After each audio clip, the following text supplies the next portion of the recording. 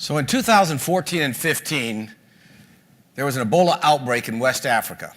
It very rapidly spread to 3 different African countries across those borders, very much because of the culture that Wayne was talking about and how Liberia, Guinea, and Sierra Leone treated the bodies, washed them, etc., with that very virulent disease.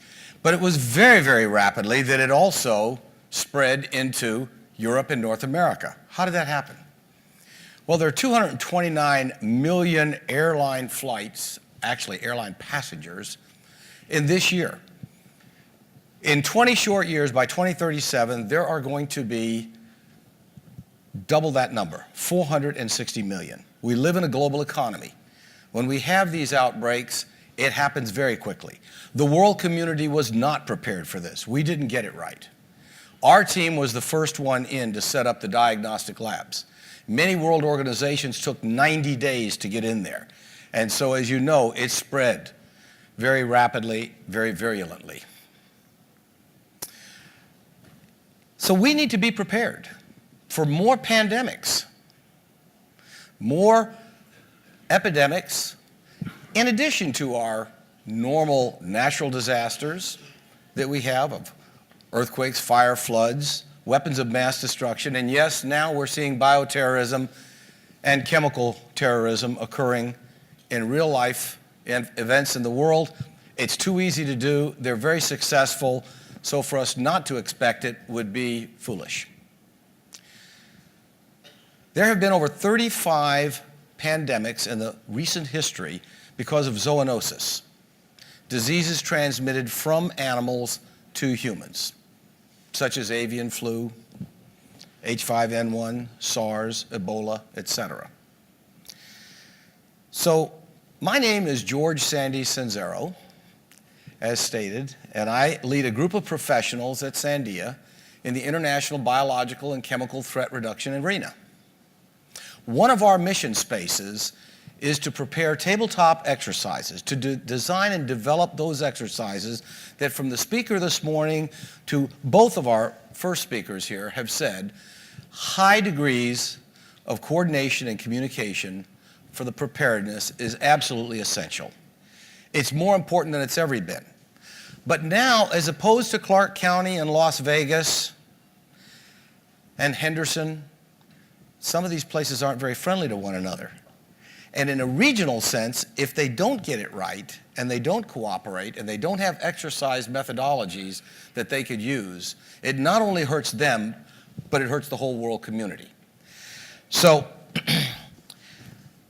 we decided we were going to try a new model for this. So we wanted to take something like a community-based participatory model inside a classic HSEEP, Homeland Security Exercise Evaluation Planning.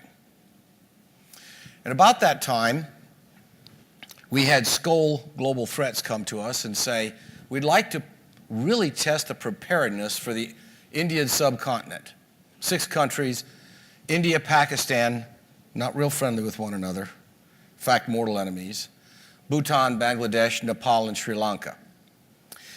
And we want to do this across all jurisdictions so that we're looking not just at EOC managers or first responders, local municipalities, individual states, across countries, the whole region. Because that's what it takes to really get a handle on very virulent diseases. So we developed 12 exercises, actually an exercise that had 12 different components to it. Very large 12 by 12 matrix, where we had the Ministries of Agriculture and the Ministries of Health, with each one of them having their own scenarios. So the Indian doctor who was the Minister of Health would not get information on agriculture because that's not normal. That's not what they get. They have to do it in their standard operating procedures. It's in multiple languages. We've done over 50 some odd languages. We've done this in multiple countries. So we've validated and verified it. Although I must admit, we have not done, like you know, Valley Speak. So working with my California partners, I might have to come up with a new language here. But we've done this, and we decided, how do I really measure this large database? And so what we've developed a new tool called PREP, Portal for Readiness and Exercise Planning. And in this tool, we're able to have, over the 3 phases of 3 days that we did for this particular exercise, we had mini hot washes every day, very much like your shift debriefs. And so what we're seeing is, in real time, what the gaps are and what the good things are, so that it's data-driven decisions that they can come back to their homes with and say, how do we make improvements? Bottom line is, we did this exercise, had tremendous improvements in doing this. Then Skoll wanted to play the what-if games. What if we were to look 1 year later, and we did, at the epidemics in their countries? But now we're not going into their countries. There's no more waiting on tables. You don't have to bring everybody to a room. It's internet. So now everybody's in their offices in all their different countries in their own languages, and they were studying the diseases that occurred in the last year. Cut to the chase again. Huge improvements. Then we did the last thing. You developed the exercise. So each of these countries developed their own exercises with all the scenarios using the prep tool. And when they did all this across the nation, now they actually were looking at, when does the Indian doctor talk to her own colleagues or talk to the Pakistani side of the house? Tremendous improvements. So they are now in the mode of Skoll Global Threats, of doing an entire disease surveillance network across the entire sector there. And so you're going to get decision maps that have 2 things.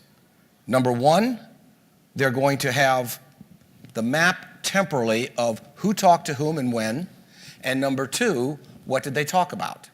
So that gives you all that rich information. I would just like to leave you with a few thoughts and a few takeaways.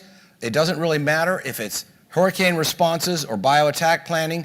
We all have said over and over again, clear coordination communication is important. The participant-based methodology that we have used in the PrEP tool has been validated and verified to be of tremendous value. And we are now in this data-driven world where you need to have information to present to get changes. We're sharing this tool free online, so if you go to the online site here for the conference, you can see it there. And you can sign up and use it yourself if you want our help. I would be remiss if I did not thank my colleagues, Dr. Carrie McNeil and Mr. Todd Noel. Thank you.